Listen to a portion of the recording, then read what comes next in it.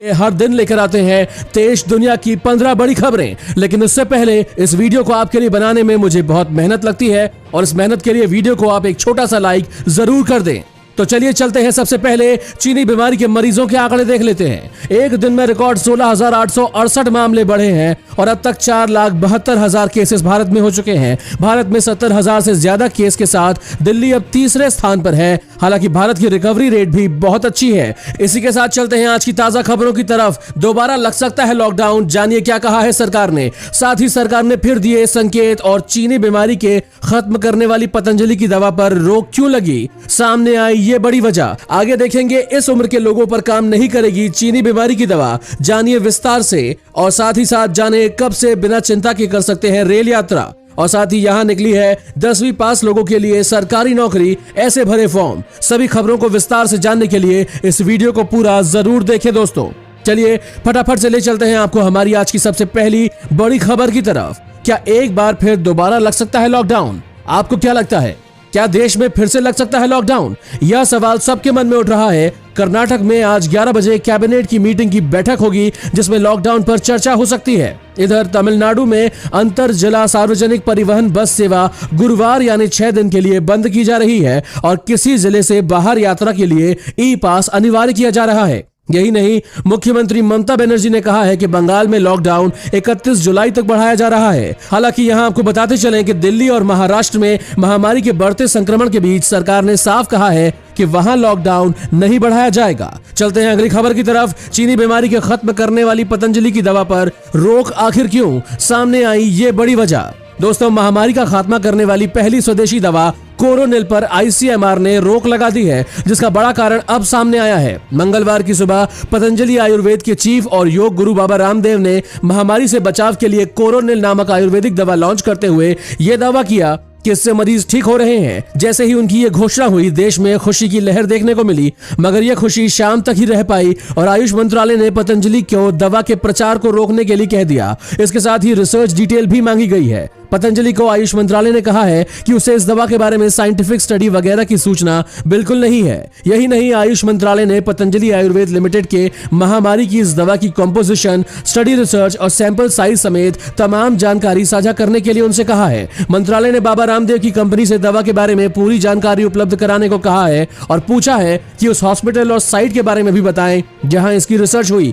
वहीं उत्तराखंड सरकार से इस आयुर्वेदिक दवा के लाइसेंस आदि के बारे में सूचना मांगी गई है। दोस्तों, इस चैनल पर हम आपके लिए हर दिन देश और दुनिया की बड़ी खबरें लेकर आते हैं। इन खबरों को आप अपने मोबाइल पर हर रोज देखने के लिए नीचे दिए गए लाल बटन को दबा दें और साइड में दिए घंटी के बटन को भी दबा दें, जिससे हमारी हर खबर आपको सबसे पहले मिलती रहे। अब जानिए इस उम्र के लोगों पर नहीं काम करेगी चीनी बीमारी की दवा। दोस्तों, इंपीरियल कॉलेज के प्रोफेसर पीटर ओपनशव ने ब्रिटिश संसद के साइंस एंड टेक्नोलॉजी कमेटी को बताया है कि उन्हें वैक्सीन देने के लिए अलग अलग ग्रुप को टारगेट करना होगा। मौजूदा वक्त के शोध पर नजर डालें तो लगता है कि सेहतमंद बुजुर्ग लोगों के शरीर में भी इन्फ्लेमेशन ज्यादा होता है। यही इन्फ्लेमेशन कमजोरी समेत कई लक्षणों के रूप में इंसान के शरीर में दिखने लगता है। जब कोई चीनी बीमारी से संक्रमित हो जाता है तो उसमें इन्फ्लेमेशन काफी ज्यादा हद तक बढ़ जाता है, जिससे उन पर खतरा बरकरार रहता है। ये इन्फ्लेमेशन कहां से आता है, वैज्ञानिक इसका पता लगाने की कोशिश कर रहे हैं। इस वीडियो को देखते रहिए दोस्तों, क्योंकि आगे आने वाला है चीनी सीमा को भारत से जोड़ने वाली सड़क का पुल टूटा, बहुत बड़ा हादसा। उससे पहले जाने कब से बिना चिंता के कर सकते हैं रेल यात्रा। दोस्तों, महामारी के बाद से बंद हुई ट्रेनों का संचालन फिर से सुचारू रूप से चलाने की तैयारी है। इसके लिए रेलवे अपने प्रयास भी शुरू कर चुका है। देश में अनलॉक की प्रक्रिया शुरू होते ही घरेलू विमान को तमाम प्रतिबंधों के साथ छूट मिली है, लेकिन अभी ट्रेनों को लेकर अनिश्चितता है। बताया जा रहा है कि अभी ट्रेनों के सुचारू संचालन में थोड़ा समय लग सकता है। उम्मीद की जा रही है कि अगस्त मध्य में कहीं जाकर सभी की सभी ट्रेनें चलेंगी और अभी तक रेलवे ने 30 जून तक ही रेल सेवाओं को बंद करने की घोषणा की है और अब लग रहा है कि ये समय सीमा और बढ़ेगी। रेलवे के नियमों के अनुसार अधिकतर 120 दिन पहले किसी ट्रेन का टिकट बुक कराया जा सकता है। अब जब रेलवे ने 14 अप्रैल और उससे पहले के सभी टिकटों का रिफंड करने को कहा है, यानी करीब 15 अगस्त से पहले तक की बुक सभी टिकटों के पैसे रिफंड हो जाएंगे। अब जानिए दोस्तों, डाक विभाग में निकली भर्ती, जल्दी करें आवेदन। उत्तराखंड डाक विभाग ने ग्रामीण डाक सेवक पदों के लिए भर्ती शुरू की है। इच्छुक उम्मीदवार आवेदन करने से पहले सारी जानकारियां ले और उसके बाद ही अपनी योग्यता के अनुसार चीनी सीमा को भारत से जोड़ने वाली सड़क का पुल टूटा, बहुत बड़ा हादसा। उत्तराखंड में भारत चीन सीमा के पास एक बैली ब्रिज 22 जून को टूट गया। पुल ढहने की घटना पिथौरागढ़ जिले में हुई। एक ट्रक जब सड़क निर्माण से जुड़ी एक भारी भरकम मशीन को लेकर जा रहा था, उसी समय यह हादसा हुआ। ऐसे में ट्रक और मशीन दोनों नीचे गिर गए। इसमें 2 लोग गंभीर रूप से घायल भी हुए हैं। स्थानीय लोगों ने पुल टूटने के बारे में प्रशासन को बताया और पुल टूटने का वीडियो भी सामने आया है। आगे देखेंगे दोस्तों, भारत ने चीन के खिलाफ उठाए ये बड़े कदम, अब होगी चीन की खराब दुर्दशा। उससे पहले जानिए, दबंग महिला ने बरसाए पुलिस वाले पर थप्पड़। दोस्तों, आजकल लोगों की पुलिस वालों के साथ बदतमीजी दिन ब दिन बढ़ती ही जा रही है और ऐसे में एक वीडियो और सामने आया है जिसमें एक महिला पुलिस वाले को थप्पड़ जड़ना शुरू कर देती है। देखिए इस वीडियो में कैसे एक पुलिस वाला जब इस महिला की वीडियोग्राफी करता है तो महिला बिना देखे उस पुलिस वाले पर थप्पड़ बरसाना शुरू कर देती है और उसके बाद आसपास के पुलिस वालों के साथ महिला की बहुत कहासुनी हो जाती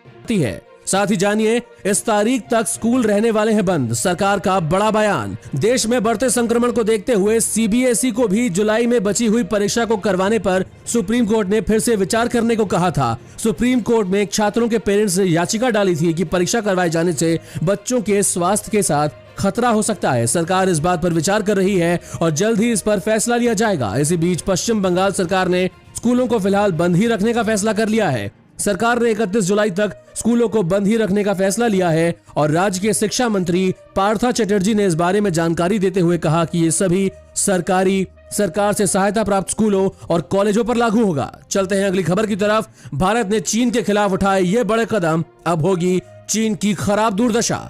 चालबाज चीन ने लद्दाख में भारतीय सैनिकों पर हमला कर बहुत बड़ी गलती कर दी है। भारत चीन को उसकी एक एक हरकतों का जवाब देगा और भारत इसके लिए एक साथ कई मोर्चों पर काम कर रहा है और चीन की हर गुस्ताखी का जवाब देने की रणनीति बनाने में जुटा है।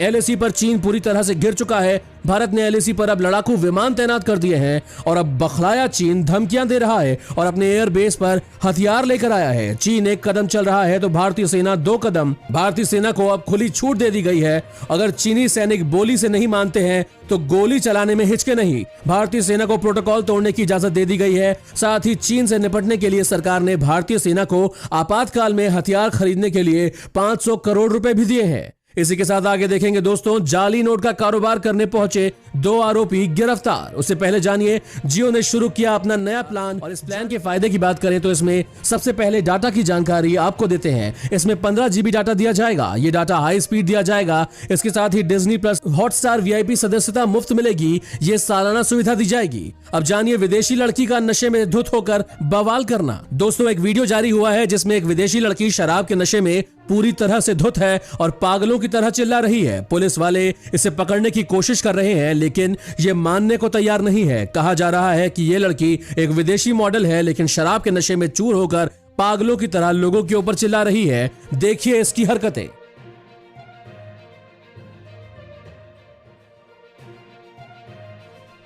अब जानिए, जाली नोटों का कारोबार करने पहुंचे 2 आरोपी हुए गिरफ्तार। 1 लाख असली नोट के बदले 3 लाख रुपए के जाली नोट बदलने कुड़ू पहुंचे 2 जाली नोट के कारोबारियों को पुलिस ने गिरफ्तार किया है। पकड़े गए आरोपियों के पास से 2 बैग और बैग में रखा कपड़ा तथा पेपर कटिंग कर बनाए गए नोटों का बंडल बरामद हुआ है। पुलिस अधीक्षक प्रियंका मीणा को सूचना मिली कि किसी ने स्नेहा थाने क्षेत्र के औरू गांव के निवासी रोहित महतो को 1 लाख असली नोट के बदले 3 लाख के जाली नोट देने की बात फोन पर कही। उन्होंने बताया कि इस जाली नोट को कोई नहीं पकड़ सकता है। फोन पर बात होने के बाद 20 जुलाई 2020 को 2 आरोपी सेन्हा पहुंचे तथा रोहित को असली नोट दिखाते हुए बताया कि नोट को देखकर बताओ कि असली है या नकली। रोहित ने इसे असली बताया। इसके बाद तय हुआ कि रांची जिले के बेड़ो में 1 लाख रुपए लेकर आना है तथा 3 लाख के जाली नोट लेकर जाना है। इसी मामले की सूचना पर आरोपियों को पकड़ने के लिए पुलिस अधीक्षक ने एक टीम का गठन किया। आरोपियों को पकड़ने के लिए लगी टीम तत्काल मौके पर पहुंची तथा दोनों आरोपियों को गिरफ्तार कर लिया गया। आगे देखिए दोस्तों,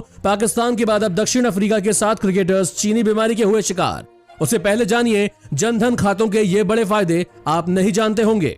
दोस्तों, अगर आपके पास भी जनधन खाता है तो इन फायदों को जानना आपके लिए बेहद जरूरी है। जनधन खाते के कुछ ऐसे फायदे हैं जिसके बारे में आपको शायद जानकारी ही नहीं है। आज हम आपको उन्हीं फायदों के बारे में बताएंगे। अगर आपके पास जनधन खाता है तो आपको 2 लाख रुपए तक एक्सीडेंटल इंश्योरेंस कवर मिलेगा। जनधन खाता है तो आप ओवरड्राफ्ट के जरिए अपने खाते से अतिरिक्त 10,000 रुपए निकाल सकते हैं। डिपॉजिट पर आपको ब्याज मिलेगा और खाते के साथ फ्री मोबाइल बैंकिंग की सुविधा भी दी जाएगी। 30,000 रुपए तक का लाइफ कवर जो खाता धारक की मृत्यु के बाद कुछ शर्तें पूरी करने पर मिलता है और साथ ही रुपए डेबिट कार्ड की सुविधा भी दी जाती है जिससे आप खाते से पैसे निकलवा सकते हैं और खरीदारी भी कर सकते हैं। जनधन के बाद आपका पीएम किसान और श्रमयोगी मानधन जैसी योजनाओं में पेंशन के लिए खाता भी खुल सकता है।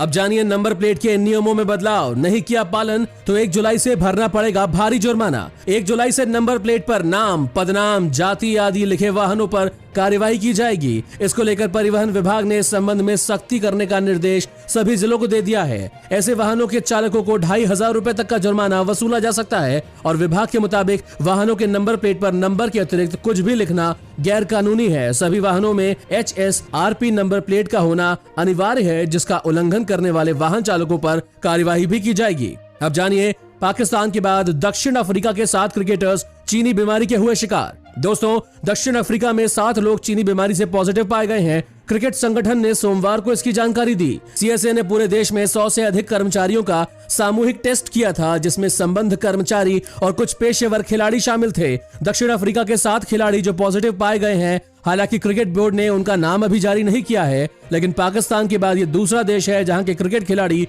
चीनी बीमारी से पॉजिटिव पाए गए हैं। अब चलते हैं दोस्तों अगली खबर की तरफ। सितंबर-अक्टूबर में इंडिया पाकिस्तान का मैच करने के लिए अड़ गया है पाकिस्तान क्रिकेट बोर्ड। दोस्तों, इंडियन क्रिकेट फैंस को इस साल जिन 2 टूर्नामेंट्स का बेसब्री से इंतजार है, उनमें से एक है T20 क्रिकेट विश्व कप और दूसरा IPL 2020। लेकिन पाकिस्तान क्रिकेट बोर्ड अड़ा है। जिस शेड्यूल में BCCI IPL करवाना चाहता है, वो वहां पर एशिया कप करवा कर रहेगा। ताजा बयान में PCB के CEO वसीम खान ने कहा है कि एशिया कप अपने शेड्यूल के हिसाब से श्रीलंका या फिर UAE में खेला जाएगा। साथ ही उन्होंने इससे भी इनकार किया है कि IPL की वजह से एशिया कप के शेड्यूल में कोई बदलाव किया जाए। लेकिन अगर BCCI ने यह मन बना लिया कि वो एशिया कप के शेड्यूल के दौरान ही IPL होस्ट करेगा, तो फिर हो सकता है कि भारतीय टीम एशिया कप का बहिष्कार करे और ऐसे में PCB की ये मंशा पूरी नहीं हो सकेगी कि भारत और पाकिस्तान का मैच देखने को मिले।